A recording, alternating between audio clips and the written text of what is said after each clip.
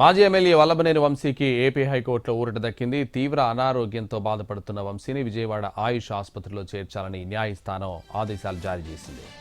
ఆసుపత్రిలో చేర్చాలని లేదా మధ్యంతర బెయిల్ ఇవ్వాలని దాఖలు చేసిన అనుబంధ పిటిషన్పై విచారణ జరిపిన న్యాయస్థానం కీలక ఆదేశాలు జారీ చేసింది. కోర్టు ఆదేశాలతో నేడు వంశీని విజయవాడ ఆయుష్ ఆసుపత్రిలో జాయిన్ చేయనున్నారు. నకిలీ ఇళ్ల పట్టాల పంపిణీ కేసులో బెయిల్ ఇవ్వాలంటూ వంశీ దాఖలు చేసిన పిటిషన్పై విచారణను వచ్చే గురువారానికి వాయిదా వేసింది. పూర్తి వివరాలు సమర్పించాలని పోలీసులకు హైకోర్టు ఆదేశాలు జారీ చేసింది.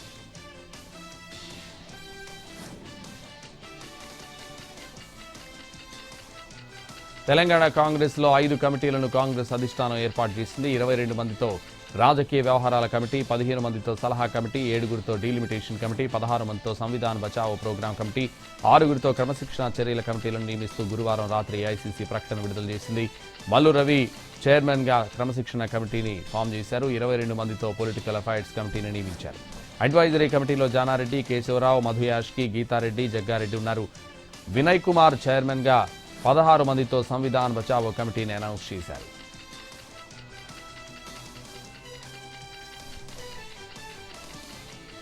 అన్న కేటీఆర్ పై నేరుగా యుద్ధానికి దిగింది ఎమ్మెల్సీ కవిత. బీఆర్ఎస్ లో చోటు చేసుకుంటున్న పరిణామాలపై సంచలన వ్యాఖ్యలు చేసింది. కేటీఆర్ పై ఓ రేంజ్లో విరుచుకుపడింది. బీఆర్ఎస్ ను బీజేపీలో విలీనం చేసే కుట్ర జరుగుతోందంటూ సంచలన వ్యాఖ్యలు చేశారు ఎమ్మెల్సీ కవిత. తాను జైల్లో ఉన్నప్పుడే బీఆర్ఎస్ ను బీజేపీలో కలపాలని అంటే వద్దని చెప్పారని అన్నారు. తాను రాసిన లేఖను ఎవరు బయటపెట్టారో చెప్పమని అడిగినందుకు తనపై దాడి చేస్తున్నారని చెప్పారు. బీఆర్ఎస్ ను బీజేపీ హస్తగతం చేయాలని చూస్తున్నారన్నారు కవిత.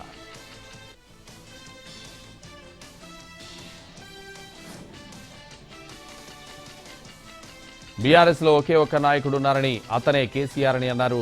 నాకు ఇంకెవరూ నాయకులు లేరని చెప్పారు. అంతేకాదు వర్కింగ్ ప్రెసిడెంట్ చేయాల్సిన పని చేయకుండా ట్వీట్లకు పరిమితమైతే ఎలా అని ప్రశ్నించారు. కొత్త పార్టీలు ఎందుకు, ఉన్న పార్టీని కేసీఆర్ ను కాపాడుకుంటే సరిపోతుందన్నారు. 100% బీఆర్ఎస్ ను బీజేపీలో కలిపే ప్రయత్నం చేస్తున్నారన్నారు. తాను ఉంటే ఇది సాగనివ్వరని, తనను కేసీఆర్ కు దూరం చేయాలని చూస్తున్నారన్నారు కవిత. కేసీఆర్ నాయకత్వంలో మాత్రమే పనిచేస్తా తప్పించి ఇంకెవ్వరి నాయకత్వంలో పనిచేయరని క్లారిటీ ఇచ్చారు. కేసీఆర్ ను మేమే నడిపిస్తున్నామని చెప్పుకుంటున్నారని, కేసీఆర్ ను నడిపించేంత సత్తా మీకుందా అని ప్రశ్నించారు. కేసీఆర్ ను ఎప్పుడు కలిసేది చెప్పలేరని, దీనికి డెడ్ లైన్ ఏమీ లేదని అన్నారు కవిత.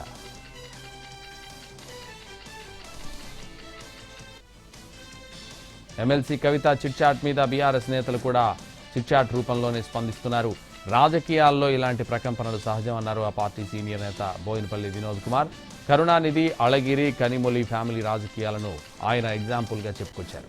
కవితలో ఇంత ఆవేదన ఉన్న విషయం ఇప్పుడే చూశానని అన్నారు వినోద్ కుమార్. బీఆర్ఎస్ టీడీపీతో, కాంగ్రెస్తో, లెఫ్ట్ పార్టీలతో కలిసి పనిచేసిందని, ఒక్క బీజేపీతో మాత్రమే పనిచేయలేదన్నారు. బీజేపీతో కలిసి పనిచేయాలనుకుంటే ఎప్పుడో పొత్తు పెట్టుకునే వాళ్ళమని వినోద్ అన్నారు.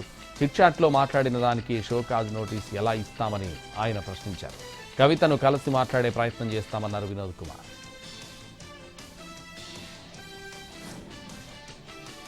పార్టీ మారాలని అనుకుంటే ఎమ్మెల్సీ కవితకు ఆ స్వేచ్ఛ ఉందని అన్నారు కాంగ్రెస్ సీనియర్ నేత మాజీ ఎమ్మెల్సీ జీవన్ రెడ్డి. ఒకవేళ పార్టీ చేంజ్ కావాలనుకుంటే నిబంధనలకు అనుగుణంగా వ్యవహరించాలన్నారు. పార్టీలో కవిత భిన్నాభిప్రాయాలు వినిపిస్తున్నంత మాత్రాన పార్టీ మారతారని తాను అనుకోవడం లేదన్నారు.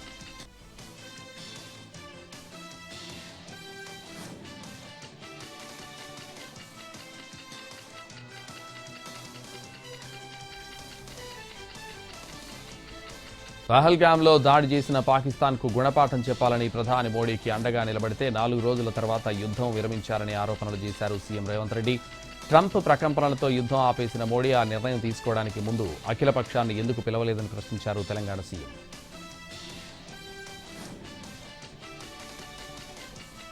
ఉమ్మడి వరంగల్ జిల్లా కలెక్టర్లపై మంత్రి పొంగులేటి శ్రీనివాసరెడ్డి ఆగ్రహం వ్యక్తం చేశారు. ధాన్యం సేకరణ, ఇందిరమ్మ ఇళ్లు, భూభారతి సహా పలు అంశాలపై సమీక్ష చేశారు మంత్రి పొంగులేటి.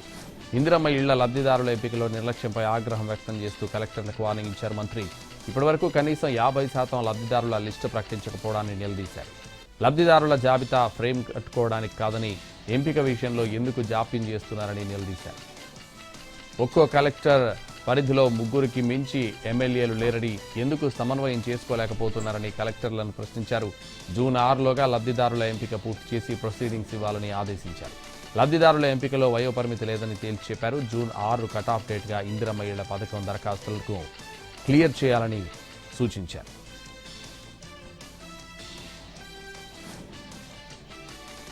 జూన్ 1 నుంచి రేషన్ షాపుల ద్వారా నిత్యావసర వస్తువులు పంపిణీ చేస్తామని మంత్రి నాదెండ్ల ప్రకటించారు. దాదాపు 29,760 రేషన్ డిపోల ద్వారా ఇచ్చేలా పౌర సరఫరాల శాఖ ఏర్పాట్లు చేసిందన్నారు. సందర్భాన్ని బట్టి మార్కెట్లో ధరలు పెరిగిన వస్తువులను రేషన్ షాపుల్లో తక్కువ ధరకే అందిస్తామన్నారు. మధురానగర్లోని రేషన్ షాప్లో ట్రయల్ రన్ను మంత్రి స్వయంగా పరిశీలించారు.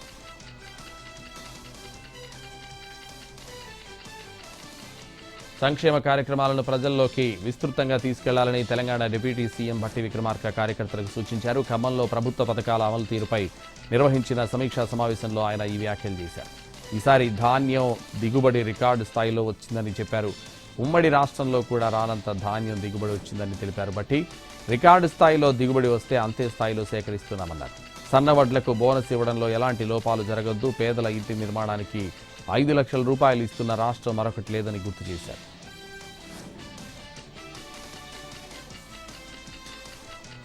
సిరాజ్ సమీర్లు ఇచ్చిన సమాచారంతో పూర్తి స్థాయి విచారణకు సిద్ధపడుతున్నారు విజయనగరం 2 టౌన్ పోలీసులు. స్థానికుడైన సిరాజ్ కదలికలపై ఆరా తీస్తున్నారు. పేలుడు పదార్థాలు స్థానికంగా ఎక్కడ కొనుగోలు చేశాడు, ఎంత మోతాదులో కొనుగోలు చేశాడన్న వివరాలు సేకరిస్తున్నారు. అలాగే కస్టడీ విచారణలో సిరాజ్ ఇచ్చిన సమాచారం ఆధారంగా ఉగ్రకుట్రపై లోతుగా దర్యాప్తు చేస్తున్నారు. నిందితుల బ్యాంకు ఖాతాలు, డీసీసీబీ లాకర్లో ఏమున్నాయో తెలుసుకుని వాటిని తరలించాలని చూస్తున్నారు. ఈ కుట్రలో స్థానికులు సహకారం ఉందా అన్న కోణంలోనూ ఆరా తీయనున్నారు.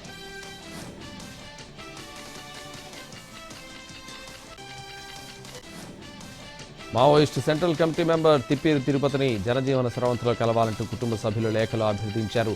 దయచేసి వెనక్కు వచ్చేయాలంటూ తమ్ముడి కూతురు సుమా పెదనాన్న తిరుపతికి లేఖ రాసింది. మరోవైపు ఆపరేషన్ ఎవరి కోసం చేస్తున్నారో అర్థం కాలేదని ప్రభుత్వాల వైఖరిని నిలదీసింది. పాకిస్తాన్తో చర్చలు జరిపిన ప్రభుత్వం మావోయిస్టులతో ఎందుకు చర్చలు జరపడం లేదో అర్థం కావడం లేదన్నారు.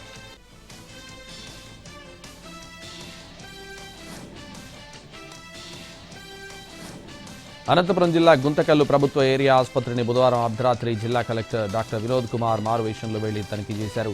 ముఖానికి మాస్క్ ధరించి మెడలో టవల్ వేసుకుని ఆసుపత్రి ఆవరణలో కలిగి తిరిగారు. రోగులతో కాసేపు మాట్లాడారు. ఆసుపత్రి సిబ్బంది వివరాలను ఆరాదీశారు. ఆసుపత్రిలో ఉన్న వారితో మాట్లాడారు. జిల్లా కలెక్టర్ అర్ధరాత్రి ఆకస్మికంగా ఆసుపత్రిని పరిశీలించి వెళ్లడం జిల్లా వ్యాప్తంగా చర్చనీయాంశమైంది. మారువేషంలో ఆసుపత్రిని సందర్శించిన జిల్లా కలెక్టర్ను ప్రజలు అభినందిస్తున్నారు.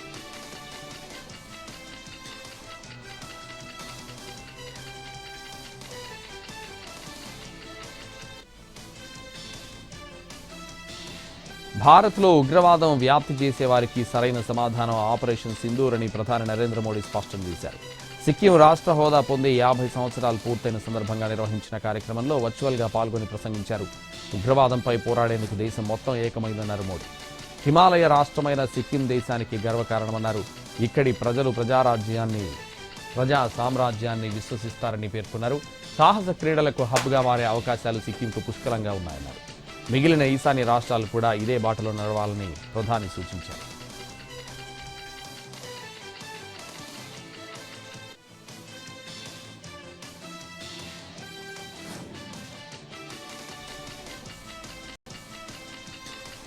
తనపై అనుచిత వ్యాఖ్యలు చేస్తున్న సొంత పార్టీ నేతలకు కాంగ్రెస్ నేత శశి థరూర్ గట్టి కౌంటర్ ఇచ్చారు. తాను ప్రస్తుతం జరిగిన ఉగ్రదాడుల గురించి మాత్రమే మాట్లాడానని, గత యుద్ధాల గురించి ప్రస్తావించలేదంటూ గురువారం ఎక్స్లో ఒక పోస్ట్ పెట్టారు. నా దగ్గర ఎక్కువ సమయం లేదు, కానీ గతంలో నియంత్రణ రేఖ వెంబడి భారతీయ శౌర్యం గురించి నాకు తెలియదన్నట్టు మాట్లాడుతున్న వారి గురించి నేను ఇప్పుడు స్పందిస్తున్నా. నేను ఉగ్రవాద దాడులకు వ్యతిరేకంగా తీసుకున్న ప్రతీకార చర్యల గురించి మాట్లాడాను. గత దాడులను గురించి ప్రస్తావించలేదు. ఇటీవల మనపై జరిగిన దాడులను, దానికి మన ప్రభుత్వం స్పందించిన విధానాల ఆధారంగానే నేను మాట్లాడాను. అయితే ఎప్పట్లాగానే కొందరు విమర్శకులు, ట్రోలర్లు తమకు తగినట్టుగా నా వ్యాఖ్యలను వక్రీకరించడంలో విజయం సాధించారు. నేను చేయాల్సిన పనులు ఇంకా చాలా ఉన్నాయని థరూర్ రాసుకొచ్చారు.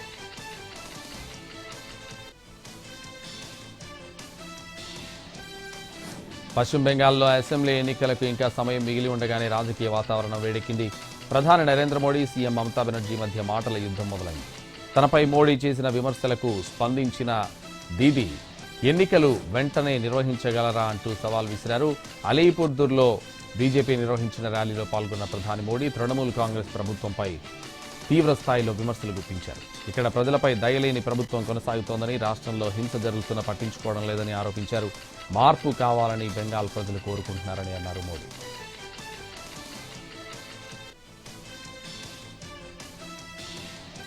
తమిళనాడులో కీలక నేత పీఎంకే వ్యవస్థాపకుడు డాక్టర్ ఎస్ రామదాస్ కీలక వ్యాఖ్యలు చేశారు. తన కుమారుడు అన్బుమణి రామదాస్ను గతంలో కేంద్ర మంత్రి నుంచి తప్పు చేశారని వ్యాఖ్యానించారు. తన సిద్ధాంతాలకు విరుద్ధంగా నాటి నిర్ణయం జరిగిందన్నారు. ఇటీవల పార్టీ అధ్యక్ష పదవి నుంచి కుమారుణ్ణి తప్పిస్తున్నట్లు ప్రకటించిన ఆయన తాజాగా ఈ వ్యాఖ్యలు చేశారు. క్రమశిక్షణ, పార్టీ నియమాలు, సీనియర్ల పట్ల అంతగా గౌరవం లేని వ్యక్తి గురించి మాట్లాడలేనన్నారు. త్రిపుర హైకోర్టు న్యాయమూర్తి జస్టిస్ అమర్నాథ్ గౌడ్కు గౌరవ డాక్టరేట్ను ప్రదానం చేసింది మహారాజా బీర్ బిక్రమ్ యూనివర్సిటీ. న్యాయ వ్యవస్థలో విశిష్ట సేవలు అందించినందుకు జస్టిస్ అమర్నాథ్ గౌడ్ను గౌరవ డాక్టరేట్తో సత్కరించింది ఎంబీబీ వర్సిటీ. 92,000 కేసులను పరిష్కరించిన జడ్జిగా జస్టిస్ అమర్నాథ్ గౌడ్ రికార్డులకు ఎక్కారు.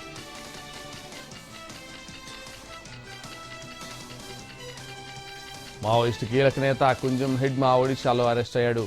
ఒడిశాలోని కోరాట్పూర్లో హిడ్మాను అరెస్ట్ చేశారు పోలీసులు. కుంజం హిడ్మా నుంచి AK-47 సహా పలు ఆయుధాలు స్వాధీనం చేసుకున్నట్లు పోలీసులు చెబుతున్నారు. ఛత్తీస్గఢ్ జిల్లా బీజాపూర్ జిల్లాకు చెందిన కుంజం హిడ్మా ఏఓబీలో ఏసీఎం క్యాడర్లో ఉన్నట్లు పోలీసులు చెబుతున్నారు.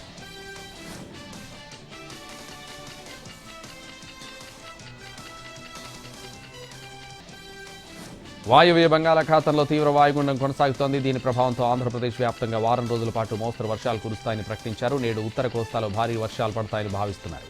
ఉత్తర కోస్తాలో గంటకు 40 నుంచి 50 కిలోమీటర్ల వేగంతో ఈదురుగాలులు వీస్తాయన్న అంచనాలతో మత్స్యకారులు వేటకు వెళ్లొద్దని హెచ్చరించారు.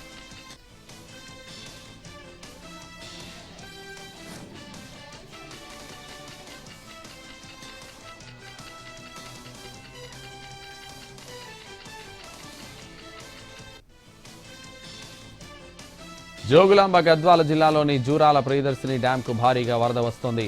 ఎగువ నుంచి 66,000 క్యూసెక్కుల ఫ్లడ్ వస్తోంది. దాంతో అధికారుల డ్యాం 12 గేట్లు ఎత్తివేసి దిగువకు నీటిని విడుదల చేశారు. రుతుపవనాల ప్రభావంతో దేశంలోని పలు ప్రాంతాల్లోనూ భారీ వర్షాలు కురుస్తున్నాయి. ఈ క్రమంలో కృష్ణానదికి వరద ఉధృతి పెరిగింది. గతంలో ఎన్నడూ లేని విధంగా ఉపనదులకు వరద ఉధృతి పెరిగింది. వరద నీరంతా వచ్చి కృష్ణానదిలో కలుస్తోంది. ప్రస్తుతం 66,000 క్యూసెక్కుల వరద వస్తుండగా రేపటి వరకు ఫ్లడ్ 1,00,000 క్యూసెక్కులకు చేరుకునే అవకాశం ఉందని అధికారులు అంచనా వేస్తున్నారు. ఈ క్రమంలోనే ముందస్తుగా జలాశయం నుంచి నీటిని విడుదల చేశారు.